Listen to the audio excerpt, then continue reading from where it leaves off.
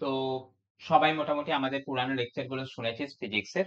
আমাদের কোন চ্যাপ্টার চলছিল তোরা সবাই জানিস, সেটা হচ্ছে নিউটনস লস অফ মোশন আমাদের চলছিল।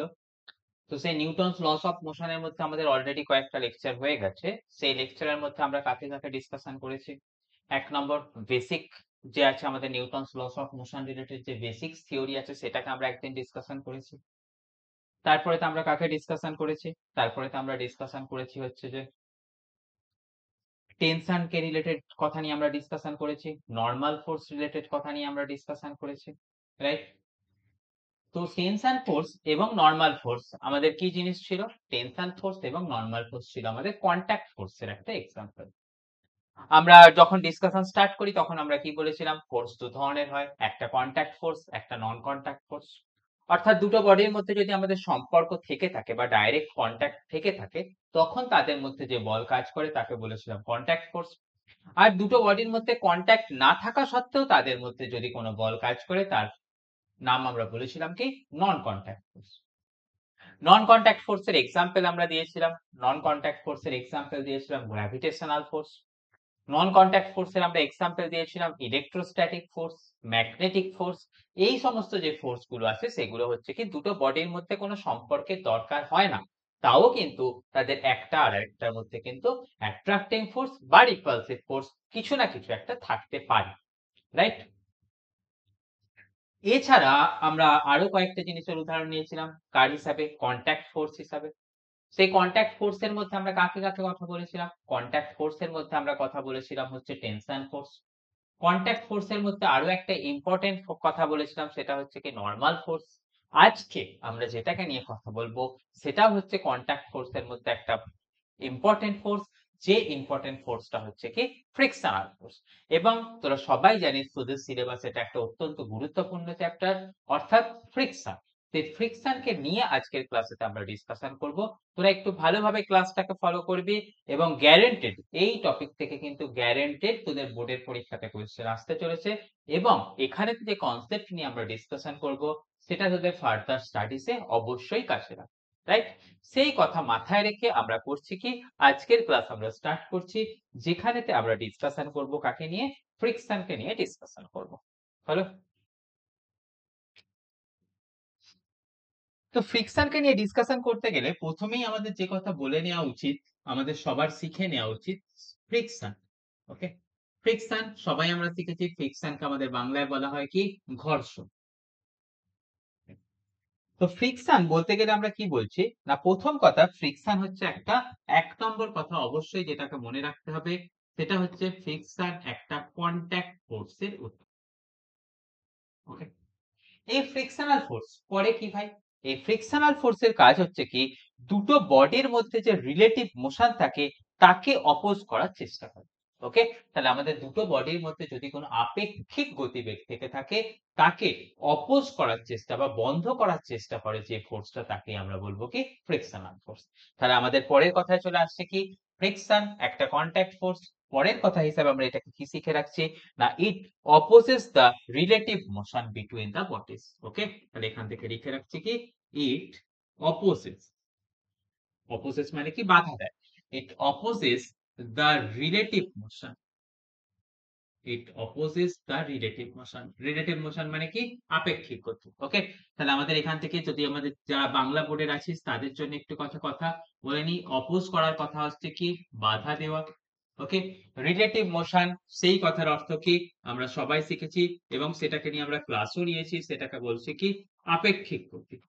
ওকে, তাহলে ইট অপোজেস অর্থাৎ ফ্রিকশন অপোজ করে কাকে? It opposes the relative motion, okay, between the surface, between the surface. Surface বলতে কি বোঝাচ্ছি না, দুটো বডি একটা আরেকটার সাথে যখন কন্ট্যাক্ট করে আছে তাদের কোনো না কোনো একটা তল অপর বডির কোনো না কোনো একটা তলের সাথে কানেক্টেড আছে। তো সেই দুটো বডির মধ্যে মানে দুটো সারফেসের মধ্যে যে আমাদের আপেক্ষিক গতি আছে সেটাকে যদি আমাদের বাধা দিতে থাকে কোনো ফোর্স, সেটাই হচ্ছে কি আমাদের ফ্রিকশনাল ফোর্স। তো এটাকে ফার্দার একটুখানি আমাদের ইলাস্ট্রেট করে নেওয়ার জন্য বা ব্যাখ্যা করে নেওয়ার জন্য আমাদের একটা এই সিম্পল সারফেসের কথা ধরে নিই। দেখ, সিম্পল সারফেসের কথা দেখ, এই একটা স্ট্রেট লাইন নিয়ে নে। এই স্ট্রেট লাইনটাকেই ধরে নে তোরা হচ্ছে কি আমাদের কোনো ভূমি বা সারফেস। সেই সারফেসের উপরে তোরা রাখ একখানা বল ব্লক রাখ। ওকে, ব্লকটা রাখলি, সেই ব্লকটার মাস নিয়ে নে এম, মাস অর্থাৎ যাকে বাংলায় আমরা বলি কিনা ভর। তাহলে আমরা একটা ব্লক রাখলাম, ব্লকটার উপরে একটা মাস রাখলাম, মানে ব্লকটার মাস হলো এম। এবারেতে আমরা করছি কি, আমরা বাস্তব মানে প্র্যাকটিক্যাল সময়তে যেসব ঘটনাগুলো দেখি সেগুলোকে নিয়ে ডিসকাশন করছি। দেখ, আমরা করছি কি, এই ব্লকটার উপরেতে আমরা বাইরের দিক থেকে একটা ফোর্স অ্যাপ্লাই করব। ওকে, আমরা তাহলে কি কথা বললাম, এই ব্লকটার উপরেতে বাইরের দিক থেকে একটা আমাদের ফোর্স অ্যাপ্লাই। তোরা সাধারণত কি কি জিনিস লক্ষ্য করিস? এক নম্বর জিনিস লক্ষ্য করিস, দেখ যেটা মানে তোদের সবসময় লক্ষ্য করতে থাকিস, এক নম্বর দেখ, যদি যে আমরা ফোর্সটাকে অ্যাপ্লাই করছি মানে ব্লক রেখেছি এরকম করে ফোর্স অ্যাপ্লাই করছি, ধরে নে ফোর্সটা খুব বেশি মানের ফোর্স নয়, তখন কি হয়, তখন বডিটা যেমন থাকে তেমনই থাকে। তাহলে তে ফার্স্ট যে কথাটা আমরা এখান থেকে মাথায় রাখি সেটা হচ্ছে কি, দেখতো, ইফ এফ ইজ স্মল। ওকে, তাহলে যদি এফ এর মান স্মল হয় তখন আমরা কি দেখি, তখন দেখি ব্লকটা যেমন ছিল তেমন। ওকে, তখন আমরা মাথায় রাখি কি, ব্লক যেমন ছিল তেমন থাকে, তার মানে সেটাকে আমরা বলি কি, ব্লক ইজ স্টেশনারি। ওকে, তাহলে বাইরের দিক থেকে স্মল অ্যামাউন্টের যদি কোনো আমরা বল প্রয়োগ করি তখন আমরা শিখে নেই কি, না তখন শিখে নেই ব্লকটা যেমন ছিল তেমন থাকে। ওকে, তাহলে ফোর্স অ্যাপ্লাই করছে কিন্তু তার সত্ত্বেও ব্লকটা যেমন ছিল তেমন রয়ে যাচ্ছে, তার মানেটা কি দাঁড়াচ্ছে, নিশ্চয়ই বিপরীত দিকে কোনো না কোনো একটা বল তৈরি হচ্ছে, যে বলটা কি করছে, আমাদের অ্যাপ্লাইড ফোর্সটাকে আমাদের কাউন্টার করে দিচ্ছে বা আমাদের অ্যাপ্লাইড ফোর্সটাকে নালিফাই করে দিচ্ছে। ওকে, তাহলে আমরা এখান থেকে নিজেরাই সেই কথাটাকে বলতে পারবো, এর মানে কি, এর মানে, এর মানে বিপরীত দিকে একটি বল,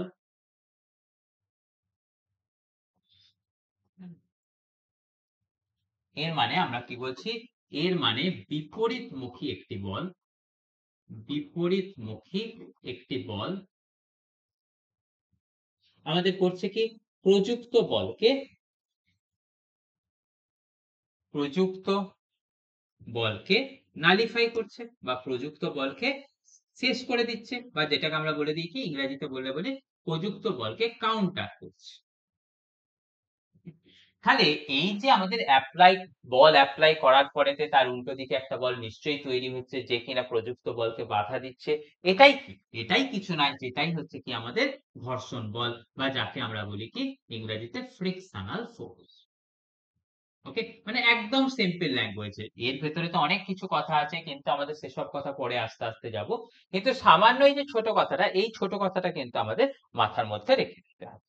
ওকে, এরপরের কথা আসছে কি, যদি আমরা এই যে প্রযুক্ত বলটাকে আস্তে আস্তে মানটাকে বাড়াতে থাকি তখন দেখবো কি, একটা সময় পরেতে, একটা সময় পরেতে বলটা আবার মুভ করতে আরম্ভ করছে। কিন্তু আমাদের একটা জিনিস লক্ষ্য রাখতে হবে কি, আমরা যখন সেটাকে আস্তে আস্তে আস্তে আস্তে বাড়াচ্ছি তখন কি থাকবে না, সেটা হঠাৎ করে যে একদম আমাদের চালু হয়ে যাচ্ছে বা হঠাৎ করে এক জায়গা থেকে আরেক জায়গাতে মুভ হয়ে যাচ্ছে সেরকম ঘটনা কিন্তু ঘটে না।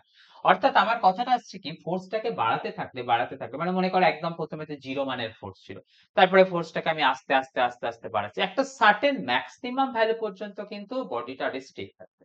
তাহলে বাইরের দিক থেকে যে বল অ্যাপ্লাই করার ফলে তো আমাদের একটা সার্টেন ম্যাক্সিমাম জায়গা পর্যন্ত বডিটা রেস্টে থাকছিল, সেটা আমাদের কিসের জন্য হচ্ছিল, মানে আমাদের বুঝে নিতে হবে সেই জায়গাটা অবধি আমাদের ফ্রিকশনাল ফোর্স ম্যাক্সিমাম জেনারেট হতে পারছে। মানে আমাদের কথাটা কি বলছি দেখ, ধরে নে এই যে বলটা আছে এই বলটাকে আমরা করছি কি 0 থেকে আস্তে আস্তে ইনক্রিজ করছি। ওকে, আমি মনে করছি কি প্রথমেতে 0 ছিল তখন বডিটা আমাদের কিসে ছিল, রেস্টে ছিল। Okay? তারপরে তো আমাদের কথা বলছি কি, আমাদের এখান থেকে অ্যাপ্লাই করলাম 1 নিউটন ফোর্স, তখনও বডিটা কি ছিল, রেস্টে ছিল। তারপরে তো অ্যাপ্লাই করলাম কি 2 নিউটন ফোর্স, তখনও বডিটা ধরে নে রেস্টে ছিল। কিন্তু যখন 3 নিউটন ফোর্স অ্যাপ্লাই করলাম বডিটা তখন মুভ করে গেল। ওকে, এর মানে কি দাঁড়াচ্ছে দেখতো, যতক্ষণ অবধি আমরা আমাদের এই 3 নিউটন ফোর্স অবধি পৌঁছায়নি ততক্ষণ পর্যন্ত ফ্রিকশনাল ফোর্স অ্যাপ্লাইড ফোর্সকে কিন্তু আমাদের নালিফাই করছিল। তার মানেটা কি দাঁড়াচ্ছে, তার মানেটা দাঁড়াচ্ছে ফ্রিকশন তার কিন্তু নিজের মানকে বাড়িয়ে নিতে পারে, সেই কথাটাকে বলা হয় কি, frictional force is self adjusting force, মানে নিজে নিজেই তার মানকে বাড়িয়ে নিতে পারে, সেলফ অ্যাডজাস্টিং ফোর্স। আর দেখ আমরা এখান থেকে কথা বললাম কি না একটা ম্যাক্সিমাম মান যাবার পরে এই 3 নিউটন যেটা আমাদের এক্সাম্পলে দেখলাম সেই মানটা যাবার পরে তো আমরা শিখলাম কি না বডিটা মুভ করতে রাখলো। তাহলে আমরা এখান থেকে কি শিখলাম যে ম্যাক্সিমাম মানের জন্য বডিটা মুভ করে চলে যেতে পারছে সেটাই হচ্ছে কি ফ্রিকশনাল ফোর্সের ম্যাক্সিমাম মান। তাই আমাদের এখান থেকে যে কথাটা বলতে পারি না একটি ম্যাক্সিমাম ভ্যালু পর্যন্ত ফ্রিকশনাল ফোর্স একটি ম্যাক্সিমাম ভ্যালু পর্যন্ত ফ্রিকশনাল ফোর্স নিজের মানকে বৃদ্ধি করতে পারে। ওকে, নিজের মানকে বৃদ্ধি করতে পারে। যে ম্যাক্সিমাম মানটা পর্যন্ত ফ্রিকশনাল ফোর্স নিজের মানকে বৃদ্ধি করতে পারে সেই ম্যাক্সিমাম ফোর্সটাকে আমাদের কি নাম দেওয়া হয়েছে? সেই ম্যাক্সিমাম ফোর্সটাকে আমাদের নাম দেওয়া হয়েছে স্থিমাস্থ ঘর্ষণ। ওকে, অর্থাৎ এটাই হচ্ছে ফ্রিকশনাল ফোর্সের ম্যাক্সিমাম মান, যেটাকে আমরা ইংরেজিতে বললে বলি কত লিমিটিং ফ্রিকশন। ওকে, এই লিমিটিং ফ্রিকশনের পরেতেই আমাদের বডিটা কিন্তু মুভ করেছে। তাহলে লিমিটিং ফ্রিকশনের আগে অবধি আমাদের কি থাকে? বডিটা রেস্টে থাকে। রেস্টে থাকা সত্ত্বেও আমাদের একটা ফ্রিকশনাল ফোর্স কাজ করে। তাই রেস্টে থাকার সময়তে যে ফ্রিকশনাল ফোর্স কাজ করে তাকে আমরা বলি কি স্ট্যাটিক ফ্রিকশন। ওকে, তাহলে আমাদের এখান থেকে কথা বললাম কি না বডিটা রেস্টে থাকার সময় যে ফ্রিকশনাল ফোর্স কাজ করে, বডি রেস্ট এ থাকার সময়, বডি রেস্টে থাকার সময় যে ফ্রিকশনাল ফোর্স কাজ করে,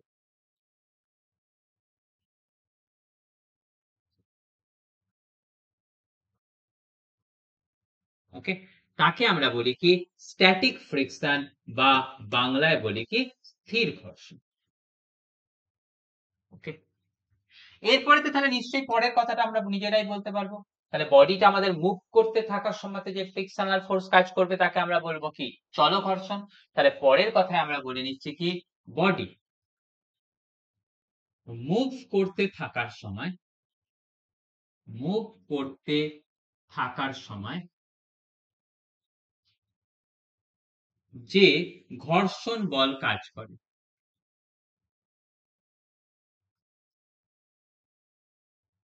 ওকে, তাকে আমরা চল ঘর্ষণ বলি। ওকে, চল ঘর্ষণ এটার ইংরেজি টার্মটা আমাদের একটুখানি শিখে রাখতে হবে। এটার ইংরেজি টার্মটা হচ্ছে কি চল ঘর্ষণ বা যার ইংরেজি টার্মটাকে আমরা বলি কত বা কি বলি সেটা হচ্ছে কাইনেটিক ফ্রিকশন। ওকে, কিছু কিছু বইয়ে এই কাইনেটিক ফ্রিকশনটাকে কিন্তু আবার ডায়নামিক ফ্রিকশন নামও দেওয়া হয়েছে।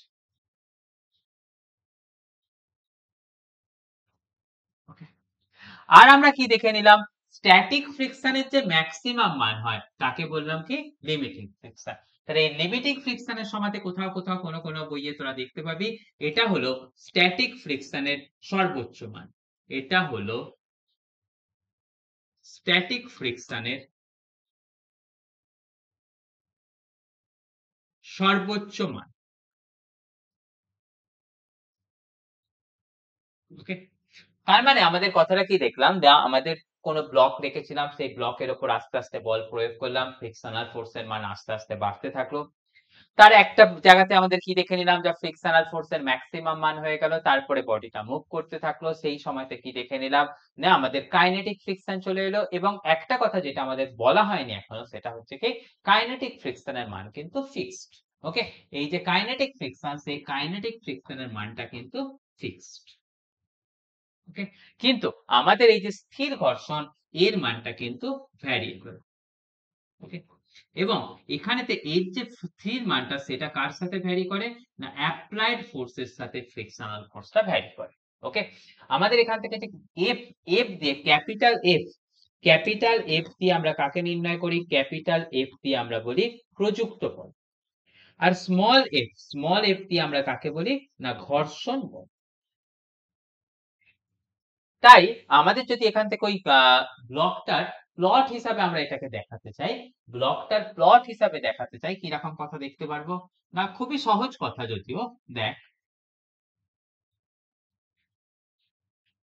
এই দেখ, এই সারফেস ছিল, তার উপরে এই আমরা ব্লককে রেখে দিয়েছিলাম। অ্যাপ্লাইড ফোর্সটা হচ্ছে কোন ডিরেকশনেতে? এই ডিরেকশনেতে। তাহলে নিশ্চয়ই আমরা দেখলাম কি ফ্রিকশনাল ফোর্স কোথায় কাজ করবে? ফ্রিকশনাল ফোর্স কাজ করবে তার অপোজিট ডিরেকশনে, এদিক বরাবর ফ্রিকশনাল ফোর্স কাজ করছে। ফ্রিকশনাল ফোর্সের মান দেখলাম কত? Small F. আমাদের এই কথা শিখে নিলাম আগের কথা ডিসকাশনের ক্ষেত্রে, স্থির ঘর্ষণের সময় frictional force is proportional to capital F. Okay, তারপরে তো আমরা কি দেখে নিলাম? তারপরে তো আমরা পেলাম হচ্ছে লিমিটিং ফ্রিকশন। লিমিটিং ফ্রিকশনটা কি আমরা বললাম কি? লিমিটিং ফ্রিকশনটাকে বললাম হচ্ছে স্থিমাস্থ ঘর্ষণ। ওকে, সেই স্থিমাস্থ ঘর্ষণটা কি বললাম না ফ্রিকশনের ম্যাক্সিমাম ভ্যালু এফ ম্যাক্স। ওকে, তারপরে তো আমরা কি শিখে নিলাম না, তারপরে তো শিখে নিলাম চল ঘর্ষণ। চল ঘর্ষণটা কখন আসবে? চল ঘর্ষণটা যখন বডিটা মুভ করতে থাকবে। চল ঘর্ষণের সময় আমরা কি দেখে নিলাম? এফ বা ফ্রিকশনাল ফোর্স, তার ভ্যালুটা দেখে নিলাম কত? ফিক্সড। দেখ, এটা চল ঘর্ষণ, চল ঘর্ষণের জন্য যে ফ্রিকশন হয় সেটাকে আমাদের এফ সাফিক্সে খেয়ে দেওয়া হয়। কেন না কাইনেটিক। স্থির ঘর্ষণ এর সময়তে আমাদের যে ফোর্স মানে ফ্রিকশনাল ফোর্স তার সাপেক্ষে দেওয়া হয় এস, মানে কি সেটা হচ্ছে স্ট্যাটিক ফ্রিকশন। আর লিমিটিং ফ্রিকশন যেটা ফ্রিকশনের ম্যাক্সিমাম ভ্যালু তার সময়তে দেওয়া থাকে কি এফ সাফিক্সে লিমিটিং, অর্থাৎ এল আই এম। ওকে, এই কথাটা কিন্তু খুবই সহজ কথা, কিন্তু আমাদের সবার মাথায় রাখতে হবে, যেটা কিন্তু আমাদের বারবার পরীক্ষায় এসেছে এবং বারবার আমাদের সেটাকে সলভ করতে হচ্ছে। এই কথা অনুযায়ী, অর্থাৎ আমরা যে ডিসকাশন গুলো করলাম এই কথা অনুযায়ী, আমরা যদি ফ্রিকশনাল ফোর্স আর অ্যাপ্লাইড ফোর্সের গ্রাফ ড্র করি সেটা কি রকম আসবে ভাই দেখে নে তো একবার। দেখ, এদিক বরাবর আমরা কাকে নিচ্ছি? Capital F. অর্থাৎ ক্যাপিটাল এফ বলতে আমরা কার কথা বলছি? দেখ তো, প্রযুক্ত বল। ওকে, এই দিক বরাবর আমরা কাকে নিচ্ছি? দেখ তো, স্মল এফ। অর্থাৎ আমরা এদিক বরাবর নিচ্ছি কাকে? ঘর্ষণ বল। ওকে, এখানে তো আমরা কি দেখলাম? যতক্ষণ পর্যন্ত ক্যাপিটাল এফ এর মান বাড়াতে থাকছি একটা সময় পর্যন্ত সেটা আমাদের কি হচ্ছে? প্রপোর্শনাল ছিল, মানে এটা স্ট্রেট লাইন বরাবর এরকম উঠছিল। তারপরেতে গিয়ে সে কোথায় পৌঁছালো না লিমিটিং ফ্রিকশনে পৌঁছে গেল। তারপরেতে আমরা দেখবো কি ফ্রিকশনের মান সামান্য একটু কমে যাবে, কমে গিয়ে তার ভ্যালুটা এরকম ফিক্সড হয়ে যাবে। ওকে, তাহলে এখান থেকে যে তিনটে পোর্শন দেখে নিলাম সেই তিনটে পোর্শনের ঘটনাগুলোকে একটুখানি ডেসক্রাইব করে নেব।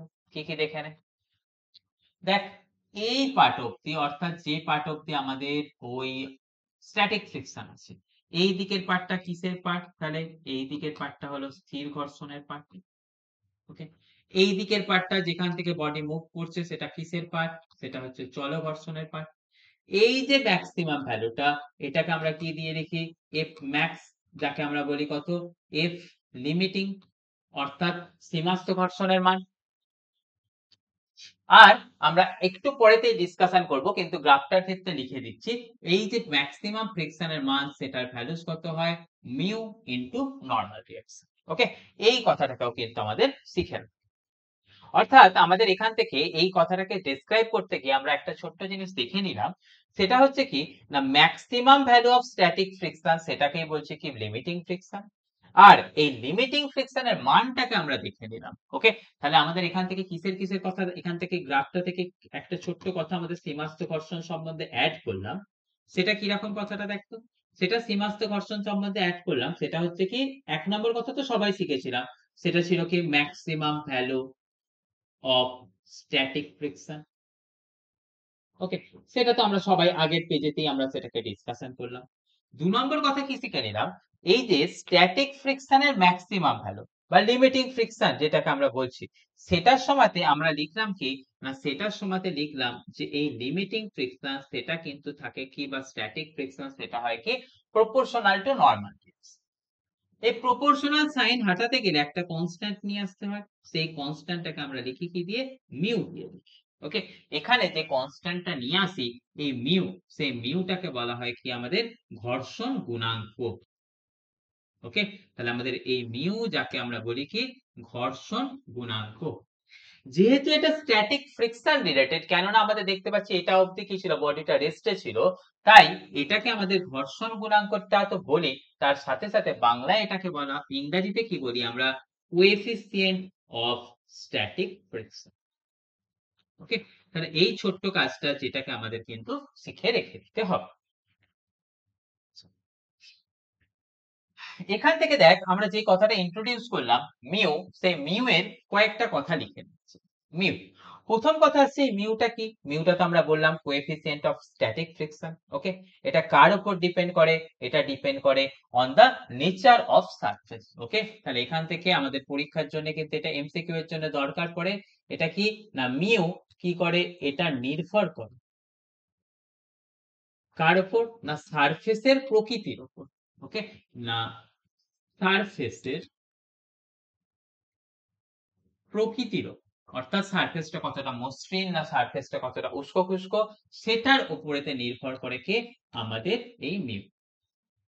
তাহলে আমাদের কি হলো, মিউ নির্ভর করে সারফেসের প্রকৃতির উপর। তাহলে সারফেস যেরকম হবে সেই রকম অনুযায়ী কিন্তু আমাদের মিউ এর ভ্যালুটা চেঞ্জেস হতে থাকবে। ওকে, তাহলে এটা এক নম্বর কথা। কেন 2 নম্বর কথা আসছে কি, দেখতো আমরা দেখলাম কি না, frictional force equal to mu into N. তাহলে সেখান থেকে দেখতে পাচ্ছি কত, মিউ ইকুয়াল টু কত আসছে, ফ্রিকশনাল ফোর্স বাই এন। দেখ এখানে ফ্রিকশন সেটাও একটা ফোর্স, নরমাল সেটাও একটা ফোর্স, তাই দুটো জিনিসের যখন আমরা অনুপাত করছি, নিশ্চয়ই এখানেতে আমরা কথাটা বলতে পারছি দুটো জিনিসের যদি একই ধরনের জিনিসের যদি দুটো অনুপাত হয়, তাই আমরা বুঝে নেব কি এই মিউ এর কিন্তু কোনো ডাইমেনশন থাকবে না। তাহলে এখান থেকে আসছে কি, এটা হচ্ছে ডাইমেনশনলেস এবং এটা হচ্ছে আমাদের ইউনিটলেস। ওকে, তাহলে এখান থেকে আমরা লিখে দিচ্ছি কি, এটা হচ্ছে ডাইমেনশনলেস, যাকে আমরা বাংলায় বলি কি, যাকে বলি মাত্রাহীন। ওকে, এবং এটাকে আমরা বলি কি, ইউনিটলেস। ওকে, যাকে আমরা বাংলায় বলি কি, এককহীন। তাহলে আমাদের কথা চলে গেল কি, মিউ অর্থাৎ কোএফিসিয়েন্ট অফ ফ্রিকশন বা যাকে আমরা বলছি কি ঘর্ষণ গুণাঙ্ক, তার কিন্তু ডাইমেনশনও থাকবে না আর কিন্তু এককও থাকবে না। এখান থেকে দুটো কথা এমসিকিউ এর জন্য নির্ভর করে, আমাদের এই মিউ এর ম্যাক্সিমাম। ওকে, কি বলছি, ম্যাক্সিমাম ভ্যালু অফ মিউ কার উপর ডিপেন্ড করে, না ডিপেন্ডস অন সারফেস।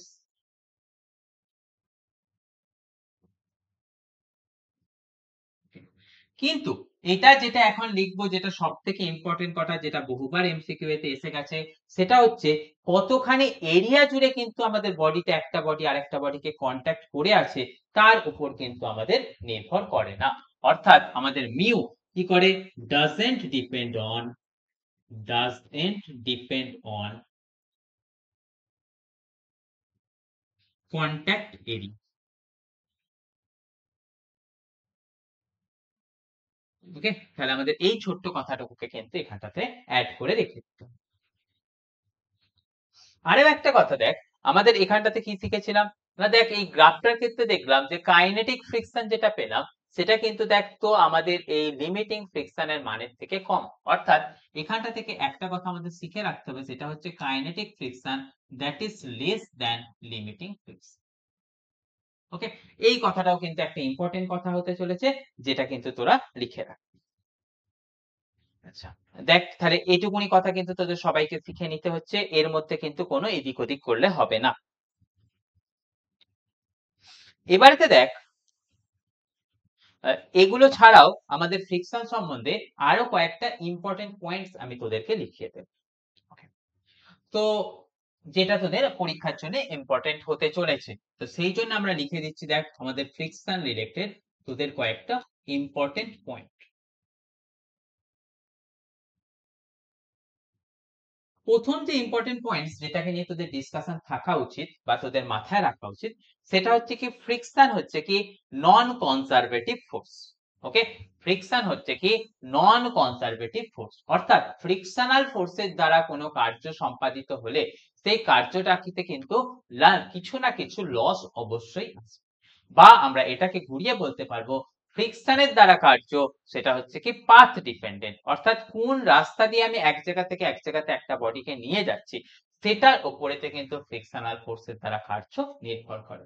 তাই আমাদের এখান থেকে প্রথম কথা পরীক্ষাতে এমসিকিউ এর জন্য ইম্পর্টেন্ট কথা সেটাকে কিন্তু আমরা লিখে রাখছি কিন্তু দেখতে এরকম ভাবে। 1 নম্বর point, it is non conservative, it is non conservative force.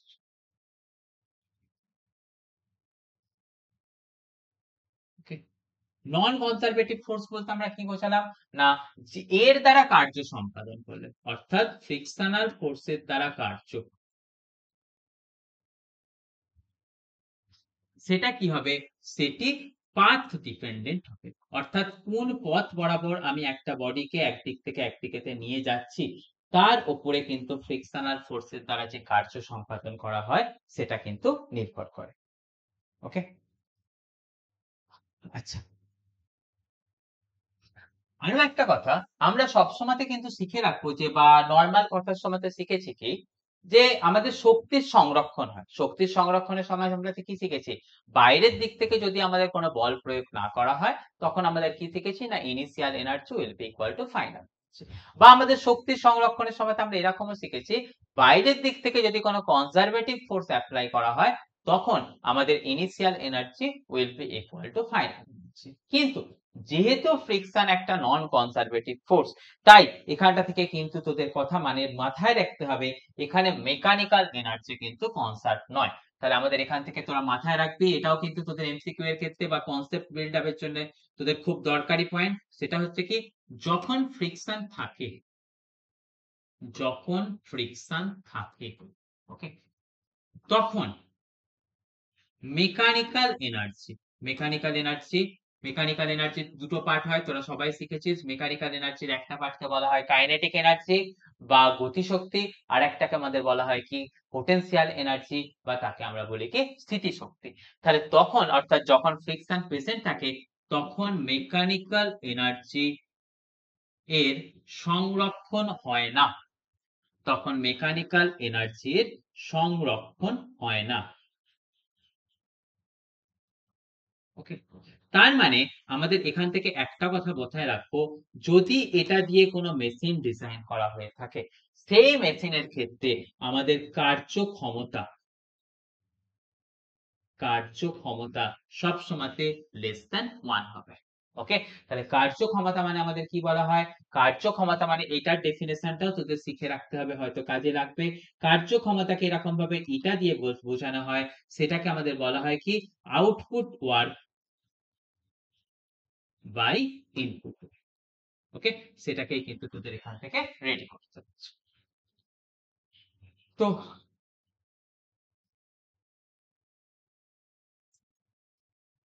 তো এর পরের কথায় যেটা আমরা চলে যাব, দেখ,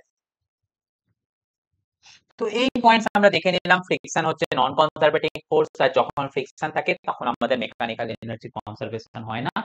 অর্থাৎ এখান থেকে আমরা আরো একটা ইম্পর্টেন্ট লাইনস ড্র করে দিলাম, যে যখন কোনো মেটেরিয়ালের কাছে ফ্রিকশন থাকবে তার এফিসিয়েন্সি কিন্তু সবসময় লেস দ্যান 1 হবে।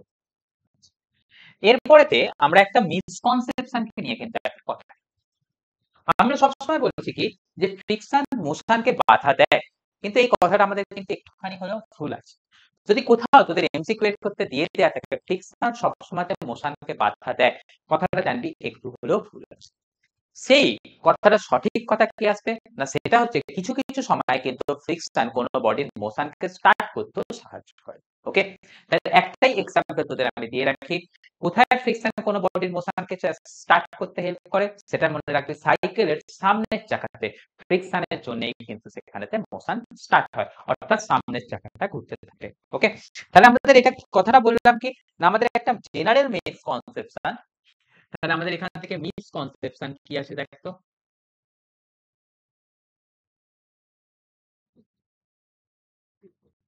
মিসকনসেপ্টটা হচ্ছে কি, friction always oppose the motion. মানে আমরা কি বললাম, ফ্রিকশন সর্বদা মোশনকে বাধা দেয়, friction always oppose the motion. এটা কিন্তু সবসময় সঠিক কথা নয়। তাহলে সঠিক কথাটা কি আসবে না ফ্রিকশন ম্যাক্সিমাম টাইমেতে আমাদের মোশনকে অপোজ করে। ওকে, তাহলে সঠিক কথা কি ফ্রিকশন ম্যাক্সিমাম টাইমেতে অপোজ করে। ম্যাক্সিমাম টাইম মানে সব থেকে বেশি সময়তে ম্যাক্সিমাম টাইমেতে ফ্রিকশন অপোজিং বলের সাথে কাজ করে। ফ্রিকশন অপোজিং নেচারের হয়।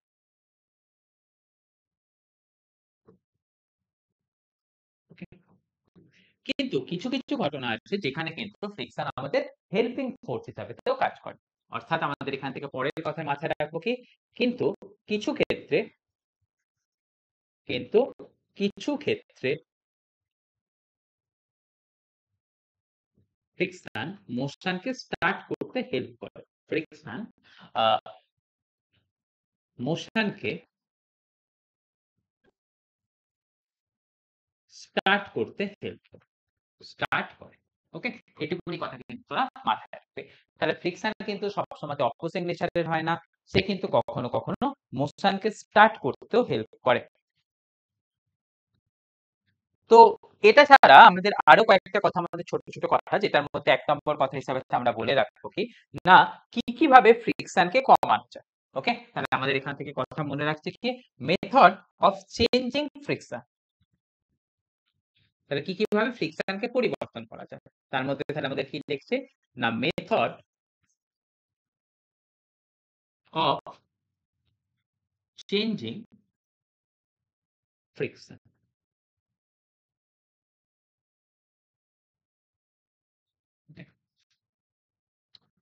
তাহলে ফ্রিকশনকে চেঞ্জ করার কি পদ্ধতি আছে না ফ্রিকশনকে চেঞ্জ করার ১ নম্বর পদ্ধতি আছে, যে সারফেসটার উপর বডিটাকে রাখা ছিল সেই সারফেসটাকে পলিশ করে দেওয়া, মানে কালার দিয়ে পালিশ করে দেওয়া, যাকে বাংলা। তাহলে ১ নম্বর কথা চলে এলো কি বাই পলিশিং। ২ নম্বর কথা আসছে কি বাই লুব্রিকেশন। ওকে, লুব্রিকেশন মানে কি সেখানে কোনো লিকুইড ঢেলে দেবো, মানে কিসের মতো গ্রিস বা তোর ওই ডিজেল জাতীয় কোনো এরকম একটা লিকুইড ঢেলে দেবো। তাহলে আমাদের পরের কথা আসছে কি কিরকম ভাবে ফ্রিকশনকে পরিবর্তন করতে পারি বাই লুব্রিকেশন। ওকে, ৩ নম্বর যে পদ্ধতির সাহায্যে ফ্রিকশন বা পরিবর্তন করা যায় সেটা হচ্ছে by proper selection of material. কেননা আমরা কি শিখেছি ফ্রিকশন মেটেরিয়ালের উপর নির্ভর করে, ফ্রিকশন কিন্তু সারফেসের কন্টাক্ট এরিয়ার উপর নির্ভর করে না। তাহলে আমাদের এখান থেকে পরের কথা কি বলে রাখছি by proper selection of material. By proper selection of material. তাহলে আমি কি ধরনের ফ্রিকশন চাইছি সেই অনুযায়ী যদি আমরা মেটেরিয়ালকে চুজ করি তাহলেও কিন্তু আমাদের ফ্রিকশনের পরিবর্তন ঘটাতে পারবো। ওকে, আর একটা কথা আমাদের মাথায় রাখতে হবে সেটা ফ্রিকশনের পরিবর্তন কিরকম ভাবে করতে পারি, সেটা হচ্ছে বল বিয়ারিং এর ব্যাপার।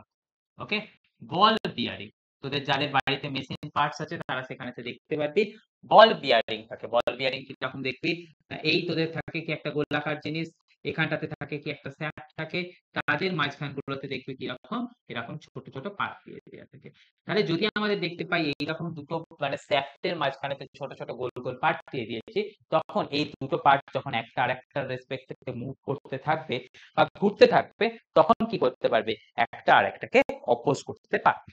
ওকে, তাহলে এই জিনিসগুলোকে কিন্তু তোদের মাথায় রাখতে হচ্ছে, মাথায় রাখলে জানবি যে ফ্রিকশন সম্বন্ধে তোদের একটা সুন্দর ধারণা এসেছে।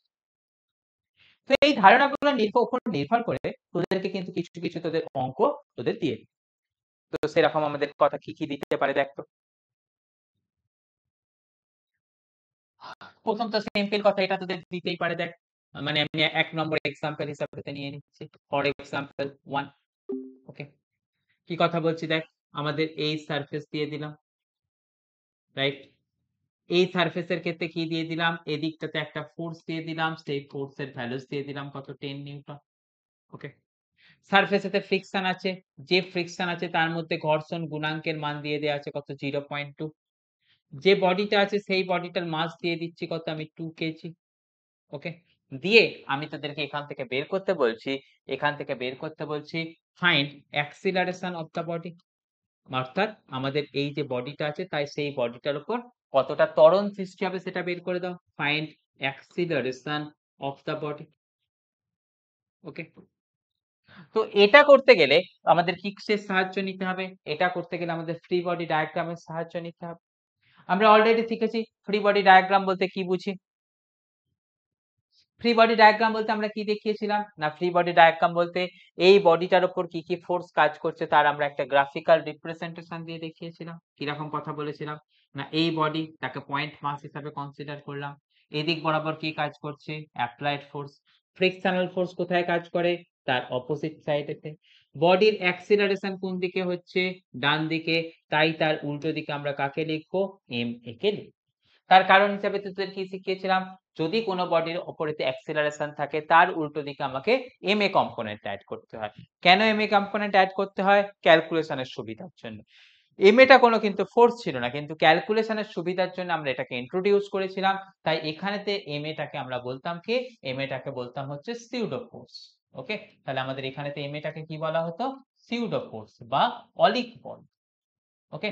তাহলে আমাদের এর কোনো এক্সিস্টেন্স নেই, কিন্তু ক্যালকুলেশনের সুবিধার জন্য আমাদের অঙ্কের মধ্যে তাকে ইন্ট্রোডিউস করতে হয়।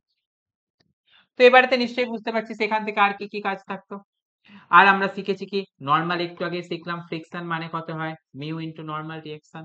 নরমাল রিঅ্যাকশন কোন দিকে কাজ করে? বডি থেকে উপরের দিকে, নিচের দিকে কে কাজ করতো? mg। তাহলে নিশ্চয়ই আমাদের এবার এখান থেকে কি করতে পারবো দেখ তো? ইকুইলিব্রিয়াম এর কথা আলোচনা করব। তাহলে কি summation of fy equal to 0, সেখান থেকে বলতে পারবো কি উপরের দিকে আছে n, নিচের দিকে আছে mg। তাহলে এখান থেকে নরমাল রিঅ্যাকশনের ভ্যালুটা কার সাথে সমান হতে হবে? mg এর সাথে সমান হতে হবে। এরপরে তো আমরা কাকে আলোচনা করতাম? এরপরে তো আলোচনা করতাম summation of fx equal to 0। দেখ সেখানেতে লেফট সাইডেতে ফোর্স কত আছে? Small f plus ma। Right সাইডেতে ফোর্স আছে কত? Capital F। স্মল f তার ভ্যালুস কত লিখলাম? Mu n plus ma equal to capital F। তাহলে দেখ না মিউ n মানে কত? mg plus ma equal to capital F। আমার টার্গেট কি ছিল? অ্যাক্সিলারেশন বের করা। তাহলে আমার টার্গেট যদি অ্যাক্সিলারেশন থেকে থাকে তাহলে আমি কি করছি? ma টাকে একদিকে রেখে মিউ mg কে রাইট সাইডে পাঠিয়ে দিচ্ছি। তাহলে আমার তো বের করবো অ্যাক্সিলারেশন, তাহলে তার ভ্যালুস কত আসছে? Force by m minus mu into g. Force এর মান কত দিয়েছিলাম? 10। m এর মান কত দিয়েছিলাম? 2। মিউ এর মান কত দিয়েছিলাম? 0.2। জি সিম্পলিফিকেশন করার জন্য 10 ই নে। তাহলে এখান থেকে পাচ্ছি কত? 5 মাইনাস 2। তাহলে এখান থেকে অ্যাক্সিলারেশনের ভ্যালুস কত পেয়ে গেলাম? 3 metre per second square. Okay? তাহলে যদি কোথাও আমাদের এরকম ফ্রিকশন থেকে থাকে সেই সময়তে যদি আমাদেরকে অ্যাক্সিলারেশন বের করতে দেয়, আমরা কিন্তু এই পদ্ধতির অবলম্বন করে আমরা অ্যান্সারটাকে বের করে দিতে পারি। নিশ্চয়ই বোঝা গেল ঘটনাটা? পরের পার্টে যাব।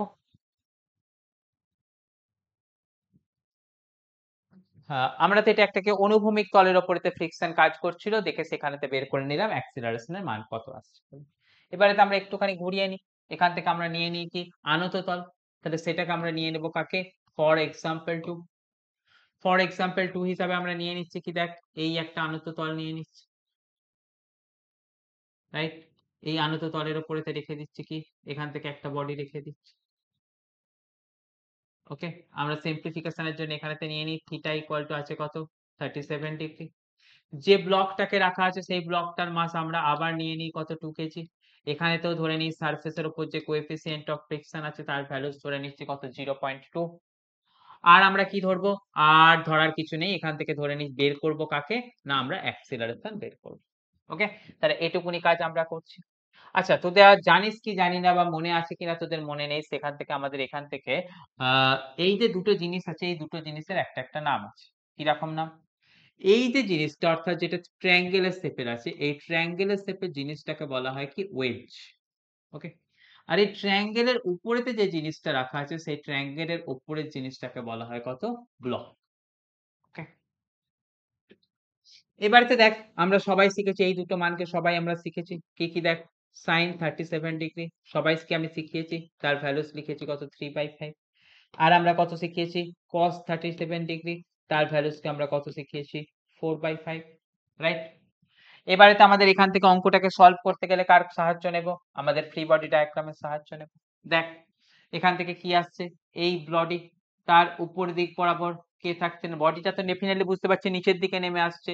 তাহলে তার অপোজিট দিকে কে থাকবে? Frictional force. নিচের দিকে নেমে আসছে অর্থাৎ অ্যাক্সিলারেশন নিচের দিকে, তাই উল্টো দিকে আমাদের কত লিখবো? উল্টো দিকে লিখবো হচ্ছে M A. Along the incline সবসময়তে কে কাজ করে বলে তোদেরকে আমি শিখিয়ে দিয়েছি mg sin থিটা, রাইট? ইনক্লাইন প্লেনের সাথে লম্ব দিকে কে কাজ করে? নরমাল। নরমালের উল্টো দিকে আমাদের কে কাজ করে সেটাও শিখিয়েছি তোদের, সেটা হচ্ছে কত? mg cos theta. এই সিম্পল জিনিসটাকে কিন্তু আমি তোদেরকে প্রত্যেককে শিখিয়ে রেখেছি, আগেও আমি শিখিয়ে রেখেছি। তো এবারেতে এখান থেকে আরো কথা শিখিয়ে রেখেছিলাম কি না, ইনক্লাইন প্লেনের সময় এদিক বরাবর নিতে হয় এক্স অ্যাক্সিস, তার সাথে লম্ব দিক বরাবর আমাকে কাকে নিতে হয়? Y axis. তাহলে দেখ না, আমি এখান থেকে প্রথমেতে করছি কি summation of f y equal to 0। তাহলে দেখ না, পজিটিভ ওয়াই এতে কি আছে? নরমাল, সেটা ইকুয়াল টু তাহলে কে হবে? MG cos theta. গেল। এরপরেতে কাজ থাকবে কাকে নিয়ে করব না, summation of F x equal to 0। দেখ না, আমাদের এফ এক্স এ একদিক বরাবর কি আছে? Frictional force plus m a, আরেক দিকেতে কি আছে? M g sine theta, right? তাহলে দেখ না, ফ্রিকশনের মান আমরা কত শিখলাম? Mu into n plus m a equal to কত দেখছি? M g sine theta. দেখ না, নরমালের ভ্যালু আমরা এখান থেকে বের করে নিলাম কত? নরমালের ভ্যালু বের করেছি mg cos থিটা। তাহলে mg cos থিটার ভ্যালুটাকে এখানটাতে বসিয়ে দেব, বসিয়ে দিচ্ছি কত? Mu into mg cos theta plus ma equal to mg sin theta. Okay, তাহলে দেখ না, সমস্ত জায়গা থেকে m গুলো কেটে যাবে। তাহলে অ্যাক্সিলারেশনের মান যেটা বের করার আমরা চেষ্টা করছিলাম শুরু থেকে, তার মান কত পেয়ে যাচ্ছি দেখ না, g sin theta minus mu g cos theta, right? G মানে কত? 10 sin থিটা অর্থাৎ sin 37 ডিগ্রি, তার ভ্যালুস কত আছে? 3/5 মাইনাস মিউ, মিউ এর মান কত আছে? দেখ এখানেতে নিয়েছিলাম 0.2। জি 10 cos থিটা কত পেলাম? 4/5। ওকে, তাহলে এই জিনিসটাকে আমরা করব কি, এই জিনিসটাকে এবার আমরা সিম্পলিফাই করে নিয়ে দেখে নেব, নিলেই আমাদের কাজ পেয়ে যাব। তাহলে দেখ না, এখানটা থেকে কত পাচ্ছিস? 6। রাইট সাইড থেকে কত পাচ্ছিস? 0.2 ইন্টু 10 মানে কত পাচ্ছি? 2। 2 ইন্টু 4 8। তাহলে এখান থেকে কত পাচ্ছি? 8/5। তাহলে সেটাকে সিম্পলিফাই করে লিখলে তোর কত চলে আসছে দেখ না, 5। 6 5 30 মাইনাস 8 মানে কত পাচ্ছি? 22/5। 22/5 মানে তোর কত পেয়ে যাচ্ছি? আমরা পেয়ে যাচ্ছি 4.4। ওকে, তো তাহলে আমাদের এখান থেকে পেয়ে গেলাম কত? 4.4 মিটার পার সেকেন্ড স্কয়ার। তাহলে দেখ, এরকম কোথাও যদি আনত তল থেকে থাকে, সেখানেতে যদি আমাদের অ্যাক্সিলারেশনের ভ্যালুস বের করতে দেয়, তো অ্যাক্সিলারেশনের ভ্যালুস বের করতে দিলে আমরা এরকম ভাবে বের করে নেব। এটাই আমাদের টার্গেট থাকবে। পরের জায়গাতে দেখ, আমাদের আরো এরকম ধরনের কোয়েশ্চেন দেয়। কিরকম কথা? আনত তল নিয়ে আমরা এক্সাম্পল 3 নিয়ে নেব। আনত তল নিয়ে আমাদের এক্সাম্পল 3 সমাতে কি কথা বলছে দেখ তো। দেখ, এই আনত তল দিয়ে দিয়েছে,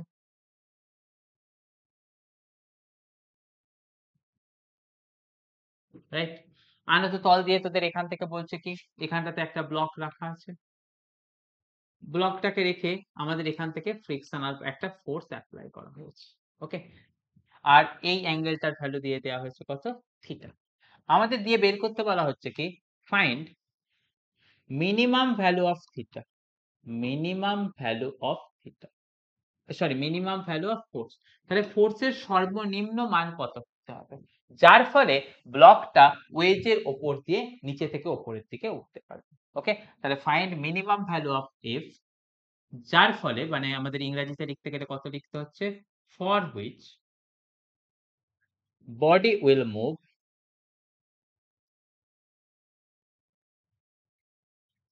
ইন দ্য ইনক্লাইন, মানে ইনক্লাইন প্লেন বরাবর সে উপরের দিকে উঠতে থাকবে।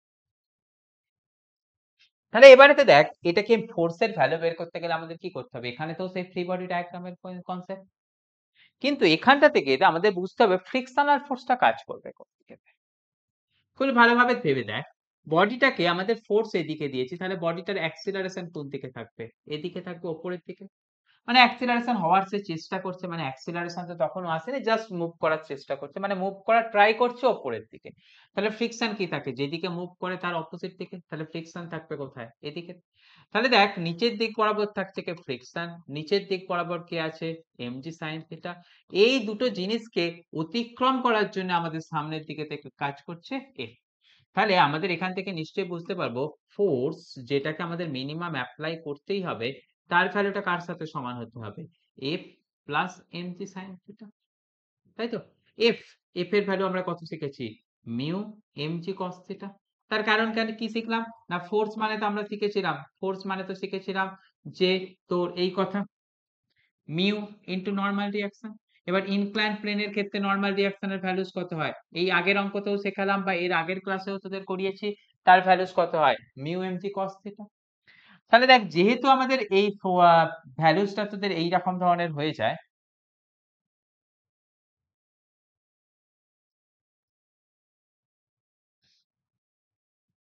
সেই জন্য এখান থেকে আমি ডাইরেক্ট একদম ফ্রিকশনের ভ্যালুটাকে বসিয়ে দিচ্ছি।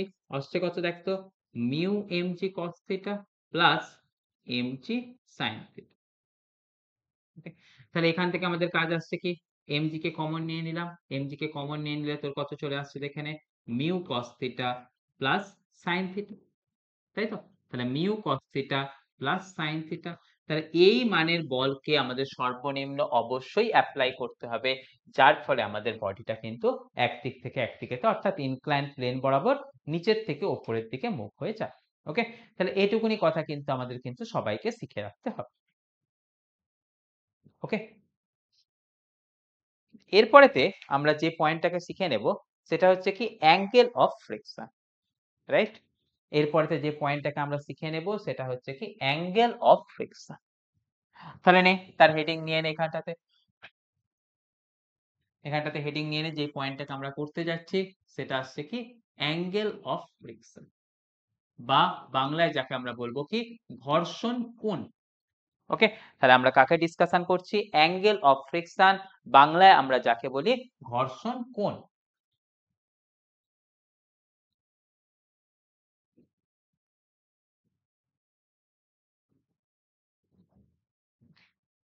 কিরকম কথা আসছে দেখ, এই প্রথমে তো নরমাল মানে সাদা সিধা কথার কথাই চিন্তা কর। দেখ এই বডি ছিল, বডির উপরে তো আমরা কি লিখেছিলাম না বডিটাকে ট্রাই করছিলাম এদিকেতে নিয়ে যাওয়ার জন্য। তো বডিটাকে ট্রাই করছিলাম রাইট সাইডেতে নিয়ে যাওয়ার জন্য। ওকে, তাহলে এই দিকটাতে কি লিখলাম না রাইট সাইডেতে ট্রাই করছি, trying to move in positive x side. মানে মুভ করছে না কিন্তু মুভ করার চেষ্টা অ্যাটলিস্ট করছে। তাহলে মুভ করার চেষ্টা যদি করতে থাকে নিশ্চয়ই বুঝতে পারবি কি সেখানটাতে কে থাকবে? সেখানটাতে থাকবে স্থির ঘর্ষণ। ওকে, এবং স্থির ঘর্ষণের যে সর্বোচ্চ মান হয় সেই সর্বোচ্চ মানকে আমরা থেকে নিয়েছি। স্থির ঘর্ষণের সর্বোচ্চ মানকে আমরা বললাম কি সীমাস্থ ঘর্ষণ। ওকে, তাহলে এটুকুনি কথা আমরা শিখে নিয়েছিলাম অলরেডি। অর্থাৎ এই কথাটা বলার আমার উদ্দেশ্য কি সেটা হচ্ছে বডিটা যখন সামনের দিকে মুভ করতে চেষ্টা করছে তখন ফ্রিকশনাল ফোর্সটা কোন দিকটাতে কাজ করবে? দেখ আমরা বলতে পারবো ফ্রিকশনাল ফোর্সটা কাজ করছে হচ্ছে এই দিকটাতে। এবারে দেখ আমরা সবাই শিখেছি কি, আমরা সবাই শিখেছি যে নরমাল রিঅ্যাকশন কোন দিকে কাজ করে? সারফেস থেকে পারপেন্ডিকুলার এই দিকটাতে কাজ করে। তো দেখ ফ্রিকশনাল ফোর্স আর নরমাল রিঅ্যাকশন একটা আরেকটার সাথে কি করছে না লম্বভাবে কাজ করছে। তাহলে যদি কখনো আমাদের এর রেজাল্টেন্ট ফোর্সটাকে বের করি অর্থাৎ এদের লব্ধি বলটাকে বের করি, সেই লব্ধি বলটা কোন দিক বরাবর যাবে? নিশ্চয়ই বুঝতে পারছিস তাদের যে লব্ধি বল ফ্রিকশনাল ফোর্স আর নরমাল ফোর্সের লব্ধি বল কোন দিকেতে যাবে? এদিক বরাবর যাবে। সেটাকে আমি কি দিয়ে রাখছি? ক্যাপিটাল আর দিয়ে লিখছি। ওকে, তাহলে এখানটাতে আমি কাকে দেখালাম? এখানটাতে আমি তোদের দেখিয়ে দিচ্ছি, সেটা হচ্ছে দেখ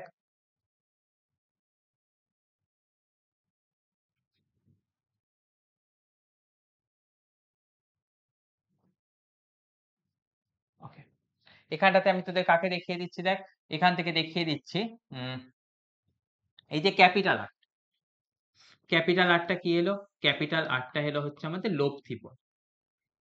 কার কার লব্ধি বল? সেটা হচ্ছে আমাদের ফ্রিকশন এবং নরমালের লব্ধি বল। ওকে, তাহলে দেখ এই দুটোর যে লব্ধি বল এই লব্ধি বলের মান কত আসবে? এক দুটো ফোর্স একটা আরেকটার সাথে লম্বভাবে আছে, নিশ্চয়ই বুঝতে পারছি তার ভ্যালুস কত আসবে? Under root of f square plus n square. এবার দেখ নিশ্চয়ই বলতে পারবো এই যে লব্ধি বলটা আছে সেই লব্ধি বলটা নরমালের সাথে একটা অ্যাঙ্গেল করে আছে। নরমালের সাথে সে অ্যাঙ্গেল করলো কত? আমি ধরে নিচ্ছি সে নরমালের সাথে অ্যাঙ্গেল করেছে কত? থিটা। তাহলে এই যে লব্ধি বলটা যেটা নরমালের সাথে থিটা কোণ তৈরি করলো, সেই থিটাটাকেই আমরা বলবো কি? সেই থিটাটাকেই বলবো কি? ঘর্ষণ কোণ। ওকে? তাহলে এখানে থিটাটাকেই আমরা বলছি কি? ঘর্ষণ কোণ। ওকে? তাহলে আমাদের এখান থেকে আর বলতে বলছি কাকে? লব্ধি বল, যাকে ইংরেজিতে আমরা বলি কি? Reaction force.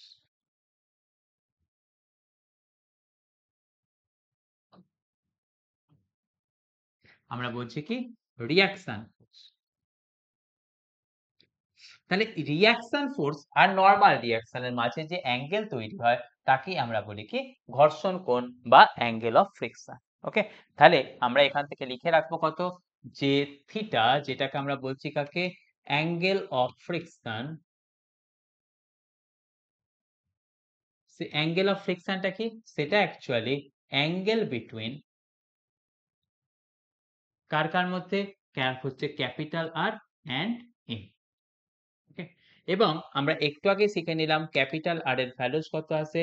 ক্যাপিটাল আর এর ভ্যালুস আসে f square plus m square. Okay? তাহলে এটা ছোট একটা কথা, এটাকে কিন্তু তোদের শিখে রাখতে হচ্ছে। এর মধ্যে কিন্তু তোদের অসুবিধা হলে কিন্তু হবে না।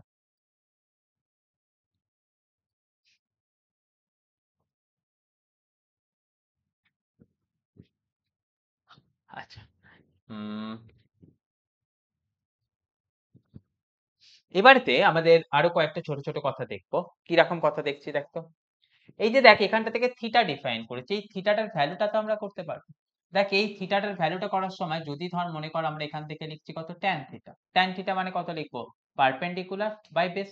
এই পারপেন্ডিকুলারটা কত? Frictional force. বেসটা কত? নরমাল। তাহলে ট্যান থিটা ইকুয়াল টু কত লিখতে পারবো? F by n. তাহলে এই যে কথাটা লিখলাম অর্থাৎ ট্যান থিটার ভ্যালুটা লিখলাম, সেই ট্যান থিটার ভ্যালুটা কত লিখতে পারছি দেখ তো? ট্যান থিটা সেটা লিখলাম কত? Friction by normal. ফ্রিকশন মানে কত শিখেছি? Mu N by normal. তাহলে এন এন কেটে গেল। সেখান থেকে আমরা দেখে নিচ্ছি কত? ট্যান থিটা সেটা ইকুয়াল টু আসছে মিউ, মানে থিটা ইকুয়াল টু আমরা কত করতে পারবো? Tan inverse of mu. Okay? তাহলে এই ঘর্ষণ কোণ তার মানটা কত আসছে? না ট্যান ইনভার্স অফ মিউ। তাহলে এই জিনিসটাই হলো কি আমাদের অ্যাঙ্গেল অফ ফ্রিকশনের ভ্যালু। আচ্ছা, এবারে তো দেখ এখানটা থেকে আরো একটা কাজ তোদের পড়ে। দেখ এখান থেকে নরমাল ফোর্স একটা কন্টাক্ট ফোর্স, ফ্রিকশনাল ফোর্স সেও একটা কন্টাক্ট ফোর্স। তাহলে দুটো কন্টাক্ট ফোর্সের রেজাল্টেন্টকে আমি বলছি কত? Capital R. ওকে? তাহলে সেই জন্য আমাদের অনেক সময়তে কিন্তু এটুকুনি কথা এসে যায়, সেটা হচ্ছে আমাদের এই এফেক্টিভ কন্টাক্ট ফোর্সের ভ্যালু। ওকে? তাহলে আমাদের যখন ফ্রিকশন প্রেজেন্ট থাকে তখন এফেক্টিভ কন্টাক্ট ফোর্সের ভ্যালু কত? সেটা হচ্ছে কোনটা? এটা। তাহলে আমাদের এটাকে কোয়েশ্চেন কিন্তু এরকম ভাবে দিতে পারে, তোদের বের করলো কি না এফেক্টিভ কন্টাক্ট ফোর্সের ভ্যালু কত? এফেক্টিভ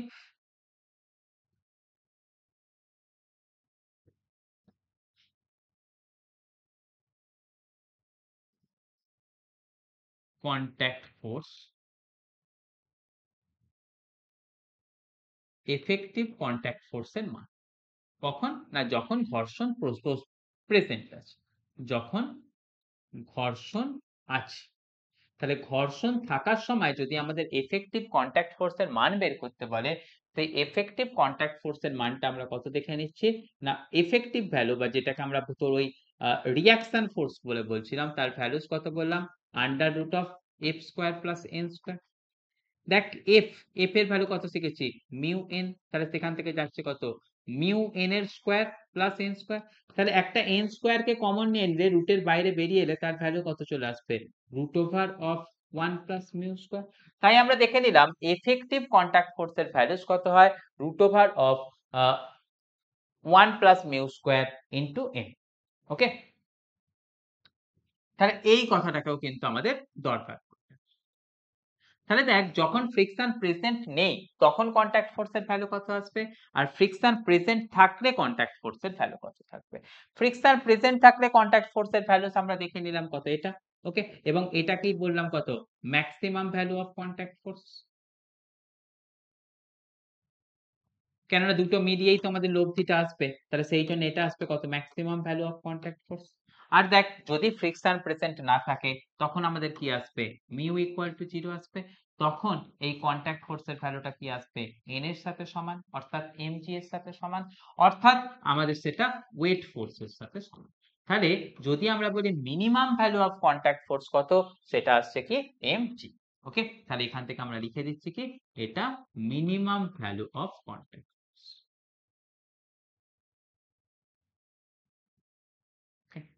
এবারেতে সেই হিসাবের জন্য আমাদের এই কন্টাক্ট ফোর্সের মানটাকে কিন্তু এরকম ভাবে লেখা হয়। এই আর এর মান হচ্ছে কি তোর কার থেকে বেশি, সেটা হচ্ছে mg এর থেকে বেশি। সেটা কার থেকে কম, সেটা হচ্ছে n into root over of 1 plus mu square. n মানেই কত, mg, মানে সেখান থেকে তোরা লিখতে পারবি কত, is less than 1 plus mu square. Okay, এবার তাহলে তোর লিমিটিং কেসগুলোকে বলতে গেলে কি করতে হবে, প্রত্যেকটাতে লেস দ্যান ইকুয়াল টু দিয়ে দিতে হবে। অর্থাৎ আমাদের এই যে ফর্মুলাটা, এই ফর্মুলাটাকে কিন্তু শিখে রাখতে হবে, যেটা কিন্তু আমাদের কাজে লাগতে চলেছে। হলো? তাহলে খুব একটা কঠিন জিনিস নয়, কিন্তু আবার খুব একটা সহজ জিনিসও নয়, অর্থাৎ তোদেরকে এটা যথাযথভাবে পড়ে নিতে হবে।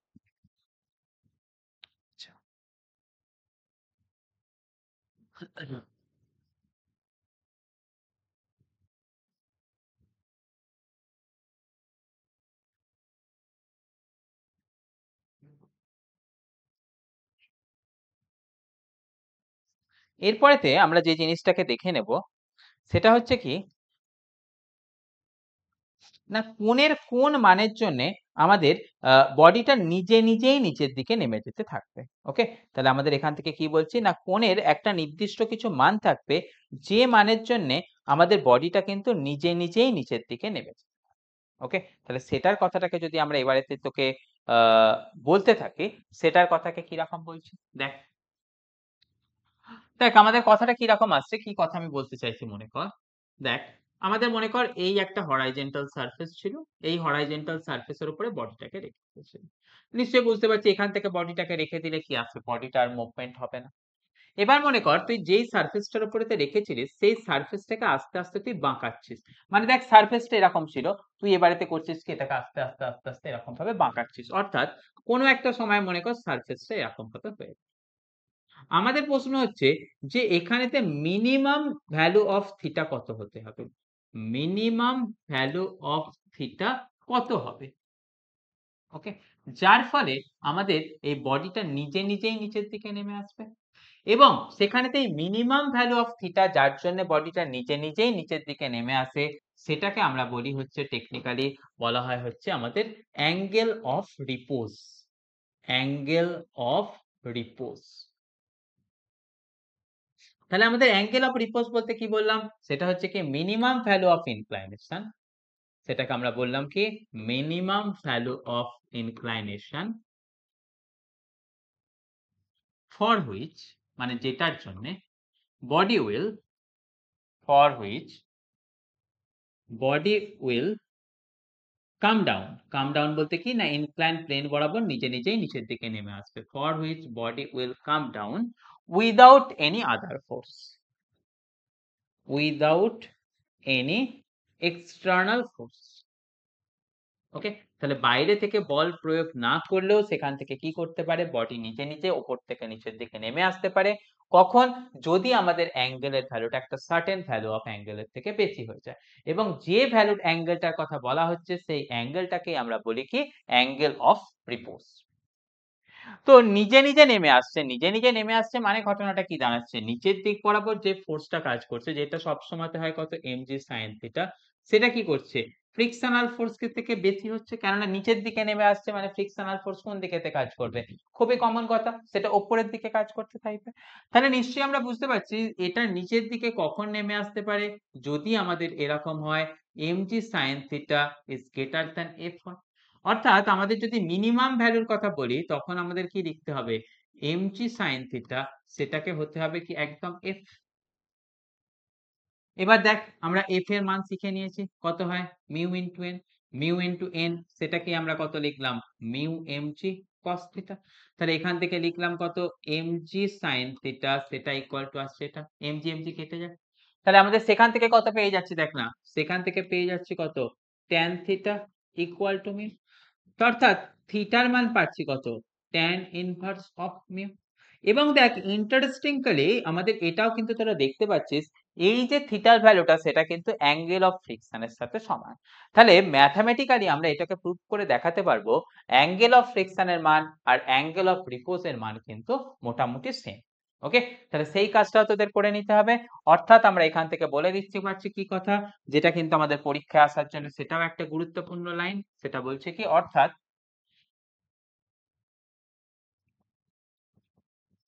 অ্যাঙ্গেল অফ ফ্রিকশন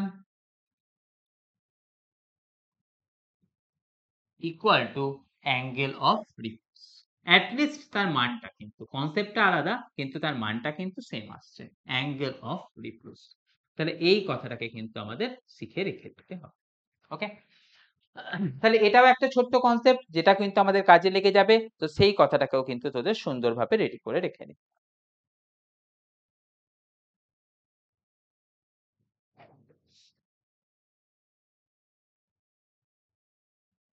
হলো তাহলে, এখানটা থেকে নিশ্চয়ই তোদের আশা করবো আর কোনো অসুবিধা থাকবে না।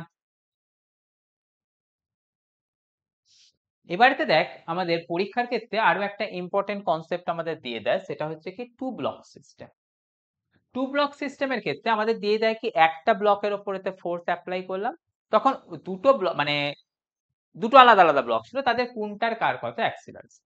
মানে আমি যেটা তোদের দেখাতে চাইছি, দেখ তো পরীক্ষার সময় আরো এরকম ফ্রিকশন থেকে একটা অঙ্ক দেয়, যেটাকে আমাদের টেকনিক্যালি অনেক সময়তেই বলা হয় কি টু ব্লক সিস্টেম নামে ডাকা হয়।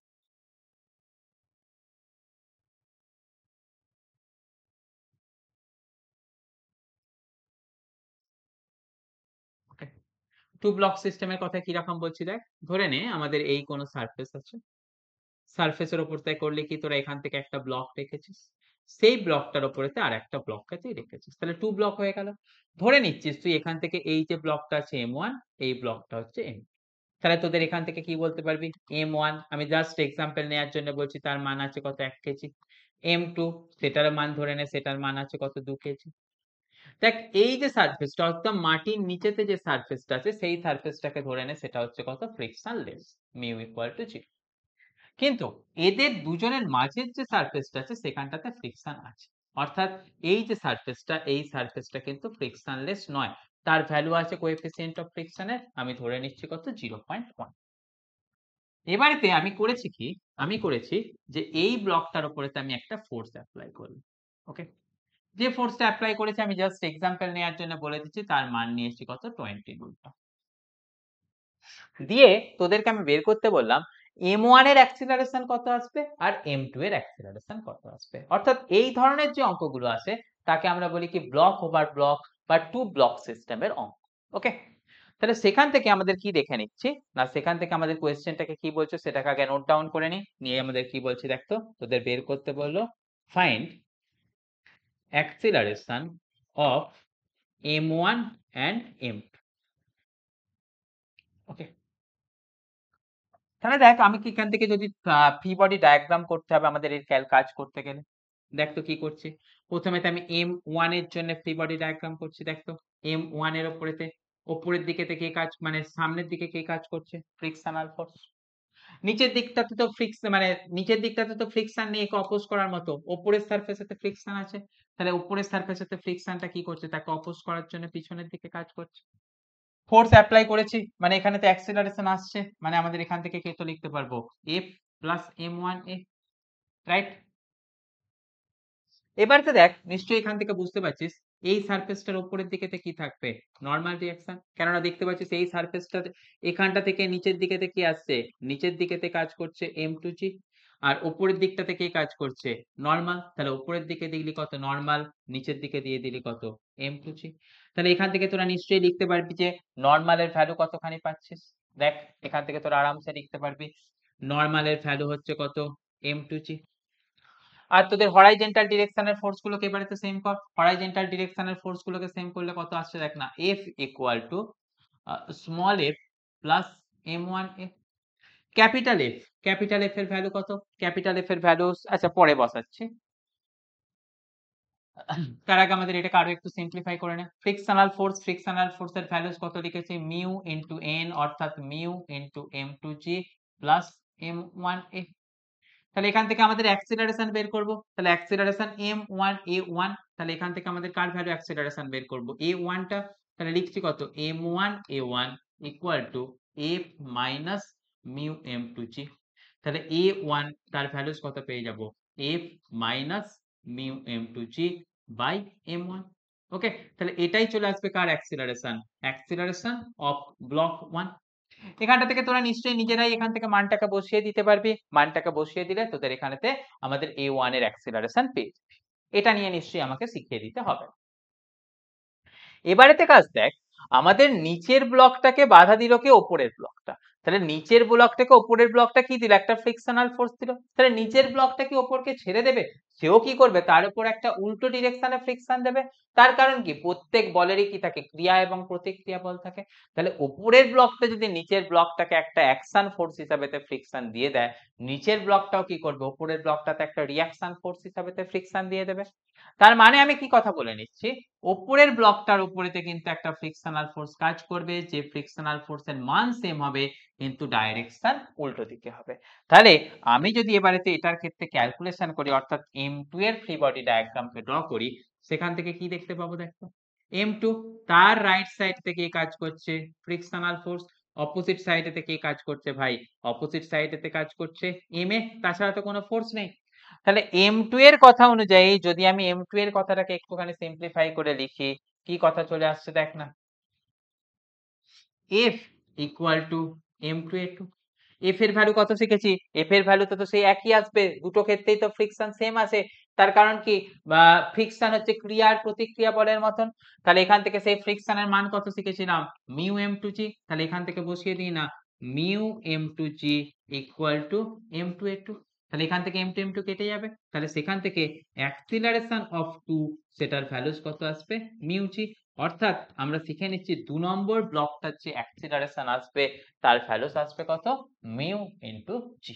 ওকে, তাহলে দেখ এইরকম ভাবে তোদের আমি আরো এখানটা থেকে ভ্যালুসটাকে বসিয়ে দেখালাম, না না কিন্তু তোরা নিজেরাই এখান থেকে বাকি ক্যালকুলেশনটাকে করে দেখে কাজটাকে কমপ্লিট করে দিতে পারবি, এটা আমার আর দরকার পড়বে না। তো তাই তোরা এখান থেকে বলে দিতে পারবি কি, যদি তোদের কখনো এরকম দুটো ব্লক সিস্টেমের কাজ দিয়ে দেয়, তখন কিন্তু তোদেরকে আমাদের এইভাবে দুটো ব্লকের আলাদা আলাদা অ্যাক্সিলারেশন ক্যালকুলেট করতে। এখানে তোদের আরো একটা প্রশ্ন আছে, তাহলে দুটো ব্লক কি কখনো একসাথে যেতে পারে না? হ্যাঁ, একসাথেও কিন্তু দুটো ব্লক যেতে পারে। কখন, যদি আমাদের এখানেতে অ্যাপ্লাইড ফোর্সটা এই সারফেসের ফ্রিকশনাল ফোর্সের থেকে কম হয়। কিরকম কথা, তার একটা এক্সাম্পল নিয়ে নে। দেখ ওই দুটো ব্লকই কথা নিয়ে নে, এখান থেকে দেখ না m1, এখানটাতেও নিয়ে নে কত, m2, এখানটাতে নিয়ে নে না অ্যাপ্লাইড ফোর্স অ্যাপ্লাই করছিলিস কত, 5 নিউটন। এখান থেকে সিম্পলিফিকেশনের জন্য তোরা নিয়ে নে না m1 এর ভ্যালু নিয়ে নে না 2 কেজি, m2 এর ভ্যালুস নিয়ে নে হচ্ছে যে তোর 5 কেজি। ওকে, আচ্ছা m2 এর ভ্যালুস নিয়ে নিলাম হচ্ছে যে 5 কেজি। এবারেতে আমি যে কথাটা বলছি, এই উপরের দিকের যে সারফেসটা আছে সেই সারফেসেতে ফ্রিকশন আছে, তার ভ্যালুস নিয়ে নিলাম কত, 0.8। তাহলে দেখ উপরের দিকে সারফেসের তো ফ্রিকশনের ভ্যালুস কত আসবে, কিভাবে ক্যালকুলেট করতে হবে নিশ্চয়ই বুঝেছিস। এর নিচের দিকে আসছে কত, এন, এই সরি এর নিচের দিকে আসছে কত আমাদের m2g, কোনটা দিয়ে হচ্ছে, তাহলে এখান থেকে দেখে নিচ্ছি কি, দেখতো নিচের দিক বরাবর কাজ করছে কে, m2g, উপরের দিক বরাবর কাজ করছে কে, নরমাল। তাহলে নিশ্চয়ই বুঝতে পারছি এখন এখানেতে ফ্রিকশনাল ফোর্সের ভ্যালুস কত আসবে, মিউ ইনটু n, অর্থাৎ এখানটাতে দেখছি কত, মিউ ইনটু m2g। মিউ এর ভ্যালু কত নিয়েছি দেখ, মিউ এর ভ্যালু নিয়েছি 0.8, m2 তার ভ্যালুস কত নিয়েছি 5, g তার ভ্যালুস কত নিয়েছি 10। তাহলে এখান থেকে যে ফ্রিকশনাল ফোর্স পাচ্ছি তার ভ্যালুটা আমি কত পেয়ে যাচ্ছি, 8, 8 5 40। ওকে, কিন্তু এখান থেকে আমাদের অ্যাপ্লাইড ফোর্স কত, কিন্তু দেখতে পাচ্ছি এখানে তো অ্যাপ্লাইড ফোর্স হচ্ছে 5 নিউটন। তাহলে দেখ ফ্রিকশনাল ফোর্সের ভ্যালু সেটা আসছে কি অ্যাপ্লাইড ফোর্সের থেকে বেশি। তার মানে কি দাঁড়াচ্ছে, এই যে কন্ট্যাক্টটা আছে এই কন্ট্যাক্টটাকে বিচ্ছিন্ন করার মতো ক্ষমতা আমাদের এখানের কাছে এফ এর কাছে নেই।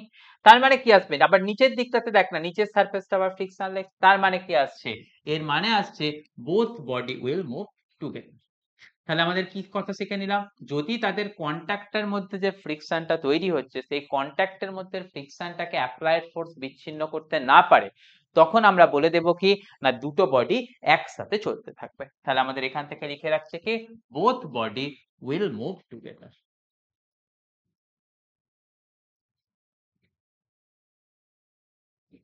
ওকে, এবার তো যদি দুজনে একসাথে চলতে থাকে তখন তাহলে দুজনের অ্যাক্সিলারেশনই সেম হবে, তখন দুজনের অ্যাক্সিলারেশন বলতে আমরা কি বলবো, নেট ফোর্স। নেট ফোর্স মানে কি অ্যাপ্লাইড ফোর্সটা মাঝখানেতে এখানেতে যে ফ্রিকশনাল ফোর্স ছিল সে এটা এর উপরে ফ্রিকশন দিচ্ছিল আবার এ এর উপরে ফ্রিকশন দিচ্ছিল, তাহলে একটা ফ্রিকশনকে ক্রিয়া প্রতিক্রিয়ার জন্য নালিফাই করে দিচ্ছে, মানে সেটার হিসাবটাকে তোকে আর অ্যাক্সিলারেশন ক্যালকুলেশন সময় নিতে হবে না, ডিভাইডেড বাই তোকে এখানটাতে নিতে হচ্ছে কত, টোটাল মাস।